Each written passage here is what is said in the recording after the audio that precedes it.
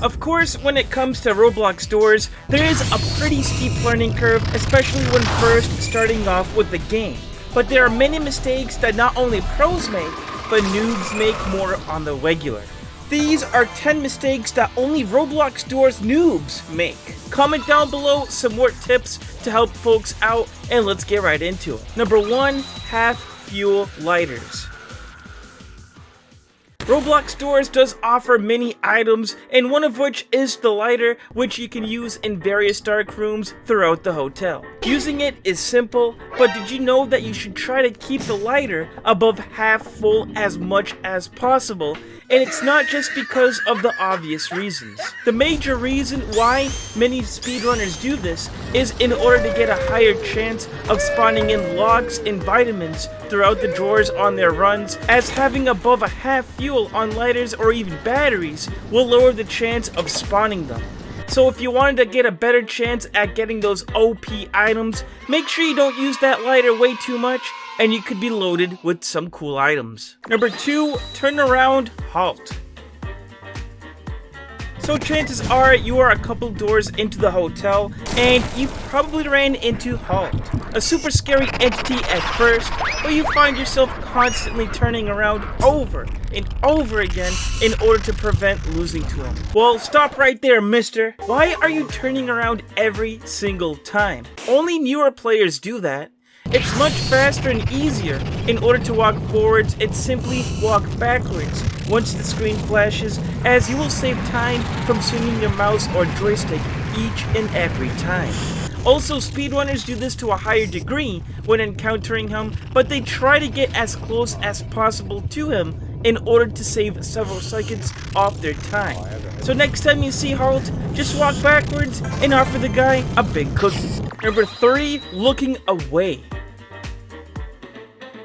Another major entity that you will encounter during your endeavors is the entity eyes, and we have mentioned him in the past that he really doesn't like getting stared at unless you wanted a quick date with your grave. What most people do when encountering him is that they look in the opposite direction from him and walk backwards or towards the wall in order to get past him, which can work, but there's an even faster way of doing it than the newbie way. All you got to do is just look down at the floor and walk right through him.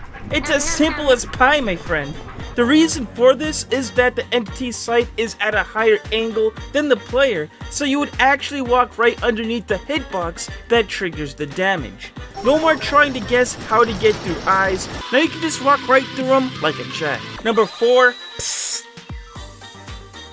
Whenever walking through dark rooms and alleyways, though annoying, you will periodically hear this sound and it will get you paranoid. Psst, psst, psst, psst.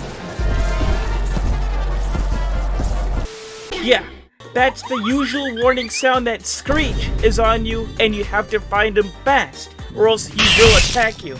But why wait for the psst sound, especially since sometimes he doesn't even give you enough time to react in most cases.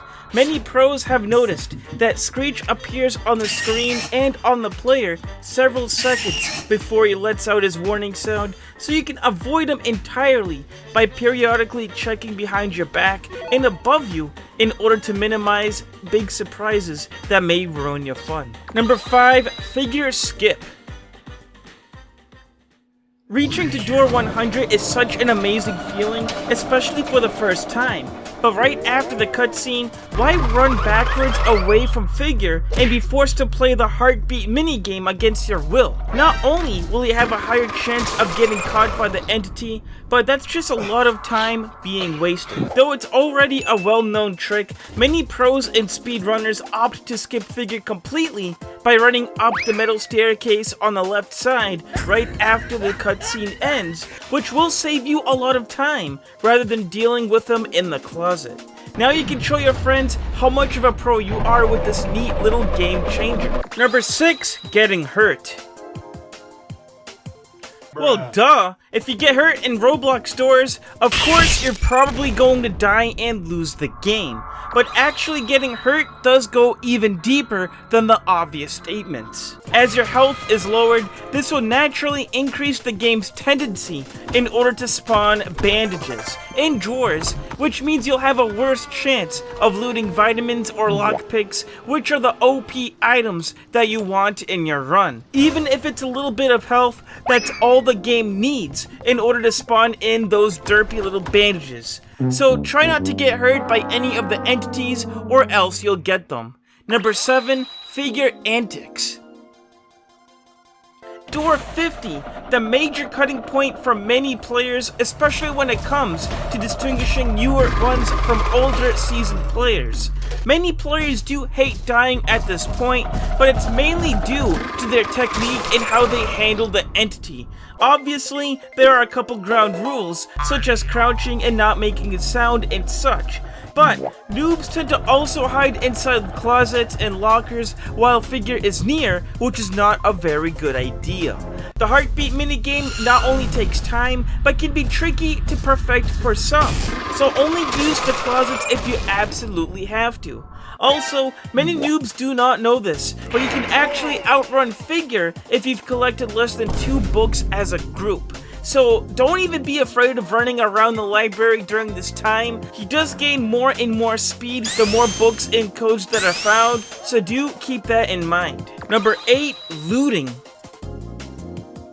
Don't get me wrong, especially when you first start playing the game or even just grinding it in general, there is a very high tendency of checking as many drawers as you can in order to collect some of that juicy gold doubloons. But stop right there. It's a trap. Not only does looting take quite a bit of time from progressing through the game with your group, it's actually not the most efficient way of collecting knobs. As we know, 20 gold pieces does equate to a single knob, but overall, it's way faster to gain knobs by completing and speedrunning through rooms as you earn 1 per door. So stick to the chase if you want to maximize your earning potential. Number 9, bad lock picks.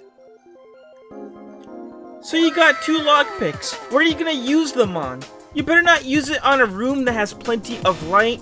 And geez man, you better not use it on the very first door, especially since the key is literally right over the counter. That would be such a big mistake.